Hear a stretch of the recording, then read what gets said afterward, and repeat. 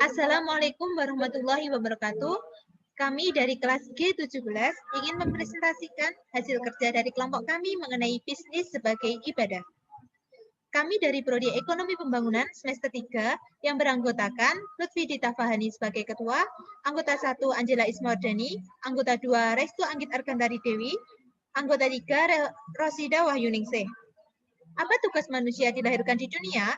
Dalam perjalanan hidup dan kehidupannya, manusia sebagai makhluk Allah pada dasarnya mengemban amanah atau tugas-tugas kewajiban dan tanggung jawab yang dibebankan oleh Allah kepadanya agar dipenuhi, dijaga, dan dipelihara dengan sebaik-baiknya. Al-Maragi ketika menafsirkan ayat Innallaha ya'murukum an tu'adul al-amanati ila ahliha pada Quran Surat Al-Nisa ayat 58. Ia mengemukakan bahwa amanah tersebut ada bermacam-macam bentuknya, yaitu 1. Amanah hamba terhadap Tuhannya, yakni sesuatu yang harus dipelihara dan dijaga oleh manusia, yang berupa mengikuti segala perintahnya dan menjauhi segala larangannya, serta menggunakan alat-alat potensialnya dan anggota badannya dalam berbagai aktivitas yang bisa menimbulkan kemanfaatan baginya dan dapat mendekatkan dirinya kepada Tuhan. Sehingga bila manusia melanggarnya, maka berarti dia mengkhianati kepada Tuhannya. Yang kedua, amanah hamba terhadap sesama manusia, yakni mengembalikan barang-barang titipan kepada pemiliknya dan tidak mau menipu, serta menjaga rahasia seseorang yang tidak pantas dipublikasikan. Dan yang ketiga, amanah manusia terhadap dirinya, yakni berusaha melakukan hal-hal yang lebih baik dan lebih bermanfaat bagi dirinya untuk kepentingan agama dan dunianya. Tidak melakukan hal-hal yang membahayakan dirinya baik untuk kepentingan akhirat maupun dunia serta berusaha menjaga dan memelihara kesehatan dirinya. Dari beberapa pendapat ahli tafsir tersebut dapat dipahami bahwa tugas hidup manusia yang merupakan amanah dari Allah itu pada intinya ada dua macam, yaitu pertama Abdullah atau menyembah atau mengabdi kepada Allah, dan khalifah Allah yang keduanya harus dilakukan dengan penuh tanggung jawab. Yang pertama, tugas manusia sebagai Abdullah atau hamba Allah. Tugas hidup manusia sebagai Abdullah merupakan realisasi dari mengemban amanah dalam arti memelihara beban atau tugas-tugas kewajiban dari Allah yang harus dipatuhi. Kalimah la ilaha illallah atau kalimat tauhid dan atau makrifah kepadanya. Sedangkan khalifah Allah merupakan realisasi kehidupan dari mengemban amanah dalam arti memelihara, memanfaatkan atau mengoptimalkan penggunaan segala anggota badan, alat-alat potensial termasuk indera, akal, dan kolbu atau potensi-potensi dasar manusia guna menegakkan keadilan, kemakmuran, dan kebahagiaan hidup. Tugas hidup manusia sebagai Abdullah bisa dipahami dari firman Allah dalam Quran Surat Az-Zariyat ayat 56 yang berbunyi, dan aku tidak menciptakan jin dan manusia melainkan supaya mereka mengabdi kepadaku. Mengapa manusia bertugas sebagai Abdullah? Untuk menjawab masalah ini, bisa dikaitkan dengan proses kejadian manusia yang telah dikemukakan terlebih dahulu. Dari uraian terdahulu dapat dipahami bahwa pada dasarnya manusia terdiri atas dua substansi, yaitu jasad atau materi dan roh atau imateri. Jasad manusia berasal dari alam materi atau saripati yang berasal dari tanah, sehingga eksistensinya mesti tunduk kepada aturan-aturan atau hukum Allah yang berlaku di alam materi atau sunatullah. Yang kedua yaitu tugas manusia sebagai khalifah Allah. Tugas hidup manusia juga sebagai khalifah Allah di muka bumi. Hal ini dapat dipahami dari firman Quran Surat Al-Baqarah ayat 30 yang berbunyi, ingatlah ketika Tuhanmu berfirman kepada para malaikat, sesungguhnya aku hendak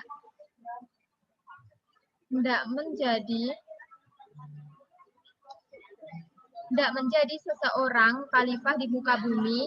Mereka berkata, mengapa engkau hendak menjadikan khalifah di bumi itu orang-orang yang akan membuat kerusakan padanya dan menampah darah, padahal kami senantiasa bertasbih dengan memuji engkau dan mensucikan engkau. Tuhan berfirman, sesungguhnya aku mengetahui apa yang tidak kamu ketahui. Apa yang dimaksud dengan khalifah? Kata khalifah berasal dari kata khalf atau menggantikan atau mengganti, atau kata khalaf yang artinya orang yang datang kemudian sebagai lawan kata dari salaf atau orang yang terdahulu. Sedangkan arti khilafah adalah menggantikan orang lain. Ada kalanya karena kita adanya tidak hadirnya orang yang diganti atau karena kematian orang yang diganti atau karena kelemahan atau ketidakfungsiannya. Selanjutnya akan diteruskan oleh Rosida Wahyuningsih.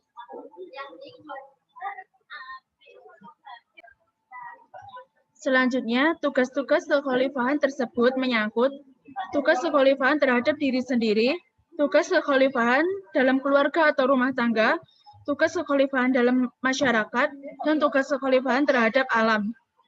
Tugas kekhalifahan terhadap diri sendiri meliputi tugas-tugas 1. Menuntut ilmu pengetahuan dalam Qiyas An-Nahl ayat 43.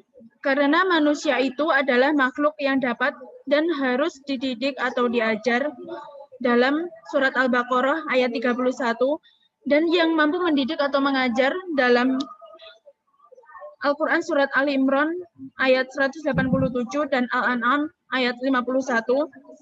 Yang kedua, menjaga dan memelihara diri dari segala sesuatu yang bisa menimbulkan bahaya dan kesengsaraan.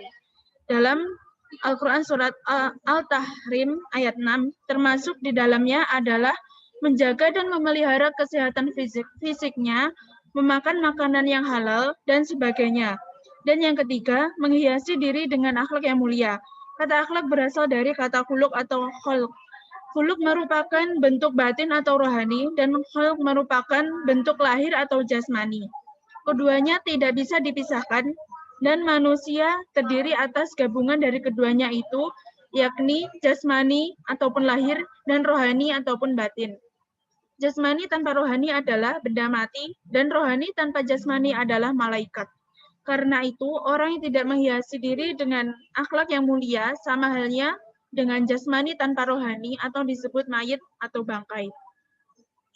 Yang tidak saja membusukkan dirinya, bahkan juga membusukkan atau merusak lingkungannya. Berbicara mengenai perkembangan bisnis, secara sekarang ini, grafiknya sangat drastis sekali.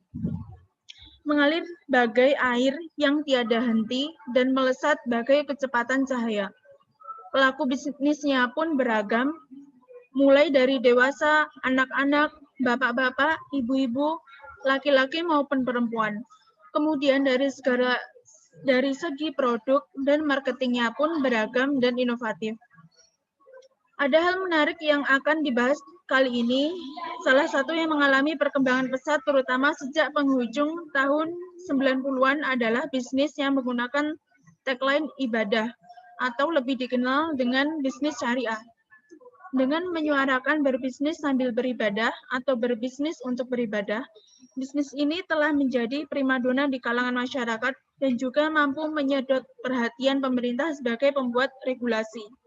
Setidaknya sampai saat ini, hampir seluruh jenis usaha, dagang, jasa, ataupun industri telah menggunakan tagline ibadah sebagai strategi marketing dalam merebut pangsa pasar yang memang harus diakui memiliki pangsa pasar yang menggiurkan di Indonesia, mengingat mayoritas masyarakat Indonesia yang beragama Muslim. Mulai dari bank syariah, asuransi syariah, bank BPR syariah, koperasi syariah, pasar modal dan pasar uang syariah, dan masih banyak lagi. Selanjutnya akan diteruskan oleh Lutfi Tita Fahani. Baik, akan saya lanjutkan. Walaupun tidak dapat dipungkiri bahwa masih banyak kekurangan yang terdapat dalam sistem bisnis syariah yang berlaku saat ini. Tapi di satu sisi tentunya berkembang bisnis syariah yang nampak sekarang dapat dikatakan dengan menguntungkan bagi umat muslim. Karena dengan semakin berkembangnya bisnis syariah, ini maka semakin besar pula peluang bagi umat muslim untuk dapat menjalankan perintah agama secara kafah. Namun sayangnya, Perkembangan bisnis syariah ini juga dimanfaatkan oleh oknum-oknum yang tidak bertanggung jawab dengan menggunakan tagline syariah untuk mendapatkan keuntungan semata. Padahal belum tentu bisnis yang dijalankannya itu sudah sesuai syariat atau belum. Apalagi pada momen-momen seperti bulan Ramadan ini banyak sekali bisnis yang mendadak syariah. Memang perlu dipertanyakan, apakah ini bentuk inovasi atau karena kita sudah kebablasan dalam memaknai ibadah dan bisnis? Sebagai pelaku usaha, kita harus paham betul dalam memaknai bisnis dengan ibadah. Apakah bisnis untuk ibadah atau ibadah untuk bisnis? Jika memang betul bahwa kita melakukan kegiatan bisnis untuk beribadah, haruslah bisnis itu sesuai dengan syariah Islam. Karena Islam mewajibkan dalam urusan perniagaan harus sesuai dengan syariat atau aturan mulai dari hulu sampai hilir, supaya semua kegiatan bisnis menjadi berkah. Karena antara bisnis dengan ibadah memanglah satu kesatuan yang tidak dapat dipisah. Janganlah berbisnis kebohongan dengan menggunakan tagline syariah hanya untuk mendapatkan keuntungan materi semata tanpa memahami betul bisnis syariah secara mutlak, apalagi yang mengandung unsur riba. Walaupun tidak dapat dipungkiri bahwa masih banyak kekurangan yang terdapat dalam sistem bisnis syariah yang berlaku saat ini, tetapi di satu sisi tentunya perkembangan bisnis syariah yang nampak sekarang dapat dikatakan sangat menguntungkan bagi umat muslim. Karena dengan semakin berkembangnya bisnis syariah ini, maka semakin besar pula peluang bagi umat muslim untuk mendapat menjalankan perintah agama secara kafah. Namun sayangnya, perkembangan bisnis syariah ini juga dimanfaatkan oleh oknum-oknum yang tidak bertanggung jawab dengan menggunakan tagline syariah untuk mendapatkan keuntungan semata.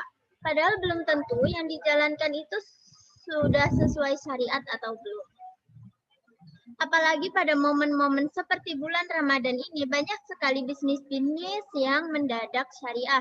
Memang perlu dipertanyakan apakah ini bentuk inovasi atau karena sudah kebablasan dalam memaknai ibadah dan bisnis. Sebagai pelaku usaha, kita harus paham betul dalam memaknai bisnis dengan ibadah. Apakah bisnis untuk ibadah ataukah ibadah untuk bisnis? Jika memang betul bahwa kita melakukan kegiatan bisnis untuk beribadah, haruslah bisnis itu sesuai dengan syariah Islam. Karena Islam mewajibkan dalam urusan perniagaan harus sesuai dengan syariat atau aturan mulai dari hulu sampai hilir. Supaya semua kegiatan bisnis menjadi berkah karena antara bisnis dengan ibadah memang satu kesatuan yang tidak dapat dipisah. Janganlah berbisnis kebohongan dengan menggunakan tagline syariah hanya untuk mendapat keuntungan materi semata tanpa memahami betul syariah secara mutlak, apalagi mengandung riba. Bisnis bukanlah hanya untung, rugi, tetapi juga surga neraka. Terima kasih presentasi dari kelompok kami. Ada kurangnya kami mohon maaf. Wassalamualaikum warahmatullahi wabarakatuh.